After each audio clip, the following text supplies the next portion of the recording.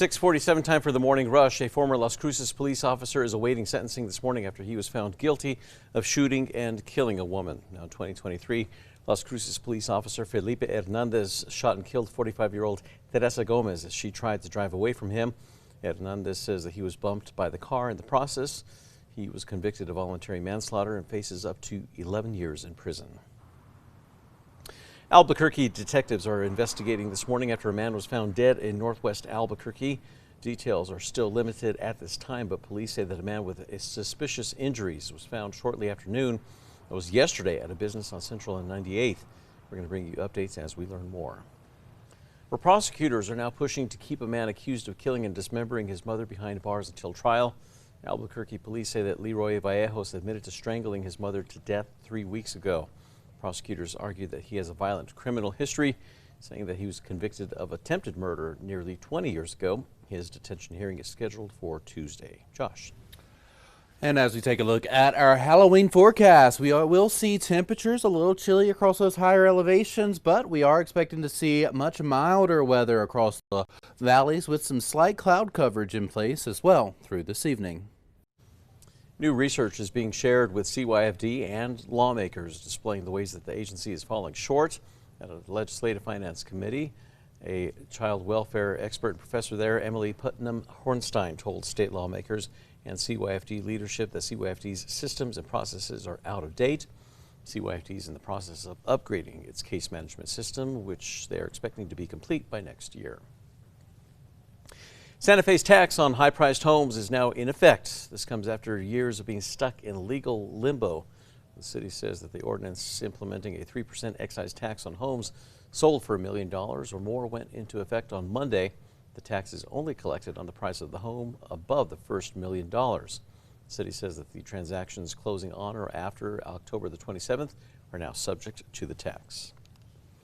Well, next Tuesday, voters in Santa Fe are going to be asked to approve $150 million for a slew of projects for the school district.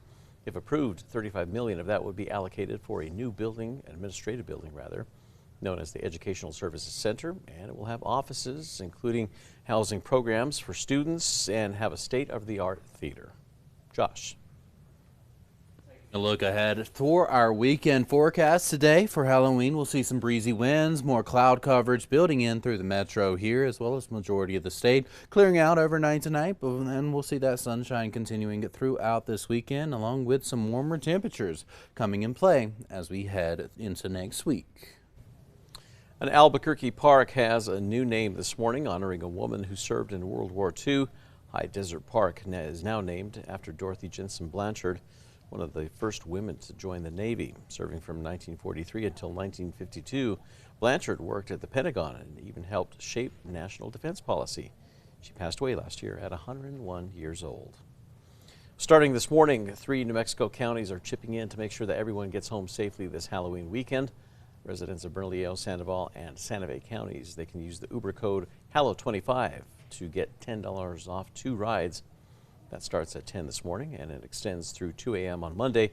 You can enter the code in the vouchers section of the Uber app. Today is, of course, Halloween, and one Bernalillo County department is now making sure that kids have a safe place where they can trick or treat. Bernalillo County Fire and Rescue crews are going to be handing out candy for trick-or-treaters at all 14 fire stations tonight as part of the department's Operation Boo. It's going to be happening from 5 until 8 while supplies last. Josh. All right, let's get a look at that morning drive. Maps are pretty clear at this time. Tracker is headed north on I-25 near Montgomery. Well, you ever wonder what would happen if you dropped a 2,000-pound pumpkin on a 1991 Geo Metro? Here's what it looks like. In Utah, a giant pumpkin was dropped on top of the old broken-down car belonging to Alan Gebert. Now, he's a pumpkin farmer who's been driving that little Geo Metro for nearly 35 years. It's before dropping the pumpkin nearly 14 stories. He entered it into the Utah Giant Pumpkin Festival weigh-off. Right there, that's where it came in first place. Time now for the 5 facts. At number 5, starting this morning, 3 New Mexico counties are chipping in to make sure everyone gets home safely this Halloween weekend. Residents of Bernalillo, Sandoval, and Santa Fe counties can use the Uber code HALLO25 to get $10 off 2 rides. That starts at 10 this morning and extends through 2 a.m. on Monday. You can enter the code in the vouchers section of the Uber app. At number 4, Santa Fe's tax on high-priced homes is now in effect. This comes after some legal issues. The city says the ordinance implementing the 3% excise tax on homes sold for $1 million or more went into effect on Monday. Well, the tax is only collected on the price of the home above the first $1 million. Voters approved the tax in 2023, but 2 residents and the Santa Fe Association of Realtors filed a lawsuit to block it. Well, then this week, the Court of Appeals ruled that those plaintiffs did not have standing, allowing the tax to go into effect. The city says the transactions closing on or after October the 27th are now subject to the tax. At number 3, we are going to remain warm and we're going to remain dry as we head through the next several days. Taking a look at today's forecast here in Albuquerque, we'll climb up into the low 70s for us. We are going to see a mixture of some clouds and some sunshine as we head throughout the afternoon, evening hours, but for trick-or-treating a little bit later, looking very nice with those temperatures in the 60s. At number 2, a former Las Cruces police officer is awaiting sentencing this morning. It's after he was found guilty of shooting and killing a woman.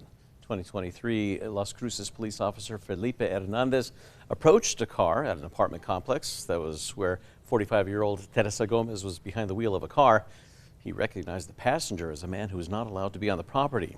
Gomez got back in the car and tried to drive away. Hernandez opened fire, killing Gomez. Now, ultimately, the jury convicted Hernandez of the lesser charge of voluntary manslaughter. He is facing up to 11 years in prison. And at number 1, new research is being shared with CYFD and lawmakers, displaying the ways that they say the agency is falling short. At a Legislative Finance Committee meeting, child welfare professor and researcher Emily Putnam Hornstein told state lawmakers that CYFD leadership and the department's systems and processes are outdated. She says other states and cities using the advanced technologies and data to reduce child deaths and help prevent child welfare agency failures. She claims using advanced data would help CYFD workers handle cases more efficiently.